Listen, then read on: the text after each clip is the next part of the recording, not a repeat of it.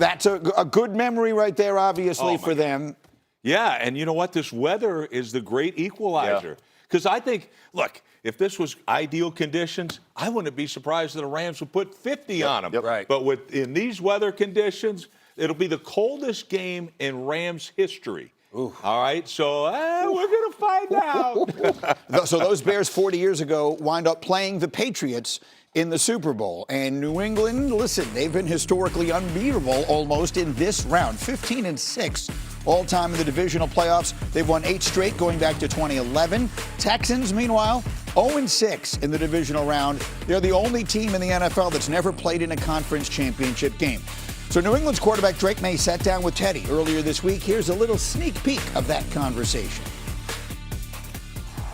I mean, I went to the Super Bowl my rookie year.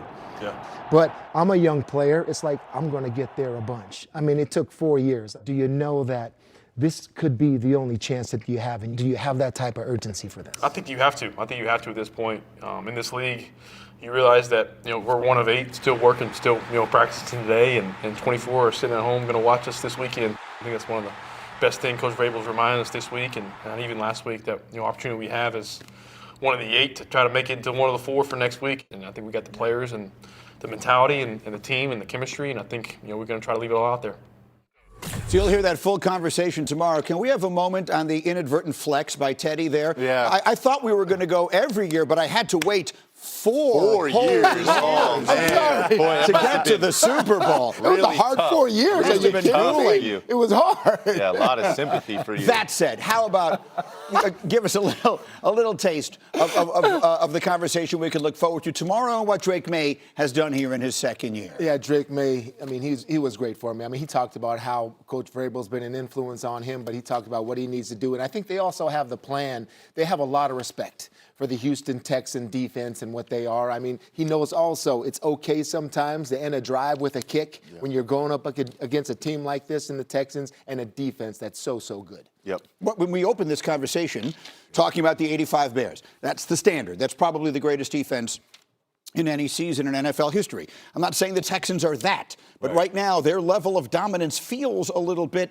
like that. That's obviously the big factor tomorrow. Yeah, and I think statistically, if you look at it in total defense, you got to go back to the 2009 Jets to have a lower number given up yardage-wise. So to me, yeah, this defense is absolutely awesome. And where it starts, that front 4, man, can they rush the passer. And to me, you're going to sit back and Drake Maye, the young quarterback and all that, one thing I know is you better watch out because this pass rush is going to heat you up. If you can't run the football and you're one-dimensional, you can forget about it. And the best thing Drake Maye does, though, in this matchup, watch out for his legs because he's going to be running for his life. If Houston has one Achilles heel, it's that scrambling quarterbacks. They play so much man coverage that if you can get away from that pass rush, you can make some big chunks down the field, with your legs. Couldn't agree more, Rex. I think Drake Maye's such an underrated athlete. And listen, this kid is so mature. I don't know if you got that sense there, Teddy. Definitely. Right? Like, there are no real weaknesses in his game, but if I did have to nitpick a little bit, it's sometimes that he can hold on to the football too long in the pocket. Right? He had 2 fumbles last week against the Steelers. Well, guess who leads the NFL in strip sacks? The Houston Texans, right? And a quick way to lose this game is putting the ball on the ground, right?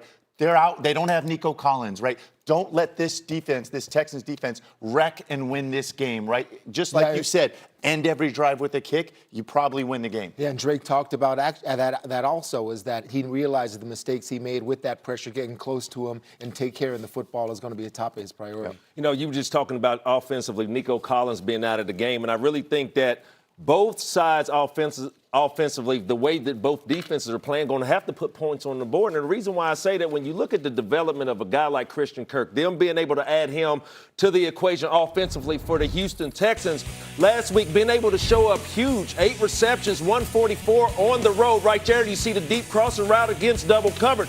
So I really think when you sit up here and look at the way the secondary for the New England Patriots, you have Gonzalez on one side and then you have Davis on the other side. So outside for the Houston Texans, you have 2 young wide receivers in Hutchinson and the second-round pick rookie Higgins this week. So if there's any part of the field that I really would like to see who's the deciding factor who's going to win? It's going to be in the middle of the field. You have Diggs offensively for the Patriots working the middle, and then you have Kirk offensively for the Houston Texans working the middle. Wait till you see my matchup tomorrow. I got a great matchup because people really aren't talking about it, right? But, tomorrow, Just tell us, what is you it? got What the is it? left tackle, the first-round pick, 4th overall, Will Campbell. Campbell. It's going to go against Anderson. Wait till you see that matchup when I dig into some college tape to show you why you better not hold on to that football, Drake Maye. What I want to see with CJ Stroud is, can he play to his defense? All right, Yeah. knowing that I have got this great defense and knowing that almost like it's almost like both of these teams might have the same formula. I mean, because Yes. New England's defense against the Houston Texan offense, I think there's an advantage New England there. So both defenses are going to have success. So how do you play complementary with the kicking game, with the punting game, and with your offense take care of the football? Because CJ, I mean, he had some problems last week. Speaking of CJ, last week we'd always talking about seeing ghosts out there. There was some times against that Pittsburgh Steelers defense that CJ Stroud was out there seeing the boogeyman. Yeah, uncharacteristic. I couldn't agree more. This Patriots defense is pretty stout as well. Man. Both these defenses, I think, have an advantage. And you're right, which offense not necessarily doesn't make a mistake can even make a play or two. This could be a very low-scoring game, right? Who can get a 7 one time could really be the difference. Yeah, that Milton Williams, the defensive stud. tackle. Very Oh, good. my God. Stud. Very good. Because when you're sitting back, when I look at it this way, it's because you know me, for 2 months I've been pumping the heck out of Houston, Yes. right? And I'm like, man, that defense is going to carry him. The bad thing is when I saw that New England defense, when Milt Williams got back in the lineup, I'm like, hell, they might be better than Houston's defense. Like this was, they play so well. And I don't know who the coordinator is. All right, I've never met that guy for Zach Kerr. That Yes. dude is He's done a great job. phenomenal He's done a great job. Vrabel and him, he's done a phenomenal job there. And to me, that's going to be the matchup. And Alex, you're right. I'm thinking baseball score game. Yes. So, real quick, you're talking about matchups. Real quick, in a game like this, it's going to be some good conditions. Run or pass is going to win the game. Oh, I think they're both going to rely on the run game early. Well, I think you don't want to drop back pass. Both sides of these don't want to drop back pass. For the Texans, right, their best player, Nico Collins, is out. Right, you got limited weapons against that New England secondary. But on the other side of the ball, you just said it. I don't think you want Will Campbell pass blocking all day against Real Will quick, Anderson. I know we're going to have a great discussion tomorrow, but I really think the intermediate passing game for both teams, you got a pass rushing that really relies on you getting the ball out of your hand with the Houston Texans. So where do they cover? They cover the short part of the field. I know we'll get into it tomorrow, but I can't leave out Lassiter and Stingley, the other cornerbacks for the Texans. So we're talking about a lot of matchups. It's matchups all over that field, but we'll get into it tomorrow. And by the way, we will let you at home vote on which was the more egregious flex of the segment. Was it Teddy saying it took 4 long years to get back to the Super Bowl, or Rex saying the Texans are the best defense since the 2009 Jets? Who was the coach of that team again? Oh, I have I no love idea, it. but they gave up Yeah. like 240 yards a game and went to a championship game.